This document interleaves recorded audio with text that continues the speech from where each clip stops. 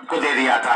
DC साहब भी खुश हुए और उन्होंने कहा कि मैं इस पीरियड में आपकी मीटिंग या तो सीएम साहब से एमडी साहब से कराऊंगा। खैर काम चलता रहा।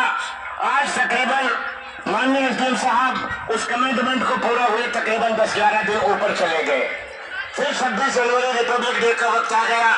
हमने सोचा कि जिले की जिम्मेदारी है, सारे प्रशासनिक अधिकारी और मंत्री वगैरह सब रिपब्लिक डे में बिजी हैं, तो हमने कोई डिस्टर्ब नहीं किया। फिर भी हमने 1-2 दिन इंतजार किया। वो काम रूटीन में चलता रहा, यहाँ तक कि किसानों ने फसल बो रखी थी, खड़े खेतों की फसल खराब हो चुकी है, आप मौके पर जाकर देख सकते हैं। फिर भी हमने अपना बड़ा दिल दिखाया कि हमने डीसी साहब से वादा किया है काम को चलने दिया जाए। लेकिन जब प्रशासन की तरफ से कोई भी इंफॉर्मेशन नहीं आई, न सीएम साहब से मीटिंग के लिए कोई कॉल आई, न एमडी साहब से मीटिंग के लिए कोई कॉल आई, तो फिर हमने 4-5 दिन पहले प्रेस कॉन्फ्रेंस करके उसके जरिए भी आपको इंफॉर्मेशन करने की कोशिश की कि शायद हो सकता है भूल गए हो, जहन में नहीं रहा हो। फिर भी हमने आपको याद दिलाने की कोशिश की, फिर भी हमारी बात पे कोई तवज्जो नहीं दी गई।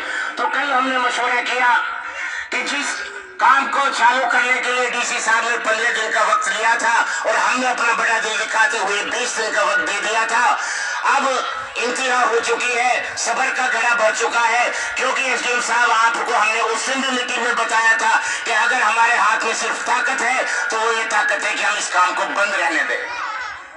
तो फिर हमने ये निर्णय लिया कि क्यों ना जो 2 काम चल रहे हैं 15 दिन के बजाय 25 दिन हो गए, इन कामों को बंद किया जाए। तो आज हमने कल छोटी सी कॉल की थी। हमारी छोटी सी कॉल पर आप देख रहे हैं हजारों की तादाद में हमारी माँ बहन बेटियां बुजुर्ग जवान बच्चे सारे यहाँ इकट्ठे हुए हैं। और हमने सुबह अल्टीमेटम दिया था 12:20 पे, अगर कोई उच्च अधिकारी हमारे बीच में आता है और संतोष हमें करता है, अपनी बातों से कोई संतोषजनक वादा इरादा करता है, तो हम कमेटी के अध्यक्ष साहब और कमेटी अपना डिसीजन सुनाएगी, वरना यहाँ से कूच करके हम हजारों की तादाद में, जैसे हमने पहले गांधीवादी तरीके से काम को बंद किया है, उसी गांधीवादी तरीके से हम उन दोनों कामों को बंद कर देंगे। तो हमें बताया, सीआईडी के ऑफिसर हैं, आपके बारे में बताया कि आपके बीच में थोड़ी देर में माननीय एसडीएम साहब प्रदीप साहब पहुंच रहे हैं। तो हम आपके इंतजार में थे। एसडीएम साहब, आपसे कोई चीज छुपी नहीं है, आपका बहुत बहुत शुक्रिया। मैटर ये है एसडीएम साहब, अब आप देख लीजिए कितने बच्चे हैं, बूढ़े हैं, माताएं बहनें परेशान हैं। और एसडीएम साहब मैं आपको याद दिला देना चाहता हूं, हमारा भारत का कॉन्स्टिट्यूट ये हमें इजाजत देता है, चाहे कोई कितना ही बड़ा टेररिस्ट हो, उसको भी अपनी बात कोर्ट में रखने का हक है। क्या हम इस देश के बाशिंदे नहीं?